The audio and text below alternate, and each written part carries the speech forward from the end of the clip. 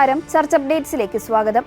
മെക്സിക്കോയിലെ പ്രശസ്തമായ കത്തോലിക്ക തീർത്ഥാടന കേന്ദ്രത്തിൽ നിന്നും മോഷണം പോയ രക്തസാക്ഷിയായ വിശുദ്ധ ടോർബിയോ റോമോയുടെ ഫസ്റ്റ് ക്ലാസ് തിരുശേഷിപ്പ് 24 മണിക്കൂറിനകം പോലീസ് കണ്ടെടുത്തു. മെക്സിക്കോയിലെ സാൻ ലൂയിസ് പൊട്ടോസി സംസ്ഥാനത്തെ പ്രശസ്തമായ എൽ സെനിയോറ ഡി ബാർഗോസ് ദേവാലയത്തിലാണ് മോഷണം നടന്നത്. തിരുശേഷിപ്പ് കേടുപാടുകൾ കൂടാതെ തിരികെ ലഭിച്ചതിനെ വലിയൊരു ദൈവാനുഗ്രഹമായി സഭാ നേതൃത്വവും വിശ്വാസികളും പ്രഖ്യാപിച്ചു. ജൂലൈ 10 ഉച്ചയോടെയാണ് മോഷണം നടക്കുന്നത്. പള്ളിയിലെ സുരക്ഷാ ക്യാമറകൾ പരിശോധിച്ചപ്പോഴാണ് മോഷണത്തിന്റെ ഞെട്ടിക്കുന്ന ദൃശ്യങ്ങൾ പുറത്തു വന്നതും പ്രതിയെ കൃത്യമായി തിരിച്ചറിഞ്ഞതും. തുടർച്ചയായ അന്വേഷണത്തിനൊടുവിൽ തൊട്ടടുത്ത ദിവസം തന്നെ San Luis Potosi state attorney ജനറലിന്റെ ഓഫീസ് പ്രതിയെ കസ്റ്റഡിയിലെടുക്കുകയും തിരുശേഷിപ്പ് വീണ്ടെടുക്കുകയും ചെയ്തു.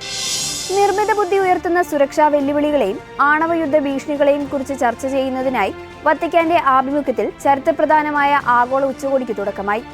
ലിയോ 14 മാർപ്പാപ്പയുടെ മാഗ്നിഫിക്ക ഹ്യൂമാനിറ്റാസ് എന്ന പ്രഥമ ചാക്രിക ലേഖനത്തിൽ നിന്ന് പ്രചോദനം ഉൾക്കൊണ്ടാണ് ഈ സമ്മേളനം സംഘടിപ്പിച്ചിരിക്കുന്നത്.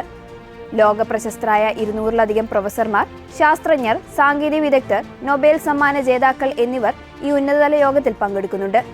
ആർട്ടിഫിഷ്യൽ ഇന്റലിജൻസും ആണവയുദ്ധ ഭീഷണിയും എന്ന വിഷയത്തിൽ ജൂലൈ 14 മുതൽ 16 വരെയാണ് ആഗോള ഉച്ചകോടി നടക്കുന്നത്.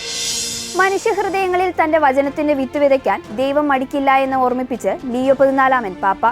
നമ്മുടെ ഉള്ളിലെ ബലഹീനതകളെക്കാൾ എത്രയോ ശക്തമാണ് ദൈവത്തിന്റെ സ്നേഹമെന്നും നമ്മളിൽ ഒളിഞ്ഞിരിക്കുന്ന നന്മകളെ തിരിച്ചറിയാൻ അവിടുത്തേക്ക് സാധിക്കുമെന്നും മാർപ്പാപ്പ കൂട്ടിച്ചേർത്തു. തന്റെ വേനൽക്കാല അവധിക്കാല വസതിയായ കാസിൽ ഗാണ്ടോൾഫയിൽ ഒരുമിച്ച് കൂടിയ തീർത്ഥാടകരെ അഭിസംബോധന ചെയ്ത് സംസാരിക്കുകയായിരുന്നു അദ്ദേഹം. അവധി ദിവസങ്ങളിൽ ദൈവവചനം വായിക്കുവാനും ധ്യാനിക്കുവാനും പ്രത്യേകം സമയം കണ്ടെത്തണം. ജീവിതത്തിൽ അർത്ഥവത്തായ നിശബ്ദതയ്ക്കും പ്രാർത്ഥനയ്ക്കും സ്ഥാനം നൽകണമെന്നും പാപ്പ കൂട്ടിച്ചേർത്തു. ബോസ്നിയൻ യുദ്ധത്തിൽ നിന്ന് രക്ഷപ്പെട്ട് ജർമ്മനിയിലെത്തിയ മുസ്ലിം അഭയാർത്ഥി കത്തോലിക്ക വൈദികനായി അഭിഷിക്തനായി. മുസ്ലിം കുടുംബത്തിൽ ജനിച്ചു വളർന്ന ശേഷം ക്രിസ്തുമതം സ്വീകരിച്ച് വൈദികനാകുന്ന അപൂർവ സംഭവത്തിനാണ് ജർമ്മനി സാക്ഷ്യം വഹിച്ചത്. സെനാദ് മാർക്കജെവിക് എന്ന യുവാവാണ് വൈദികനായി അഭിഷിക്തനായത്.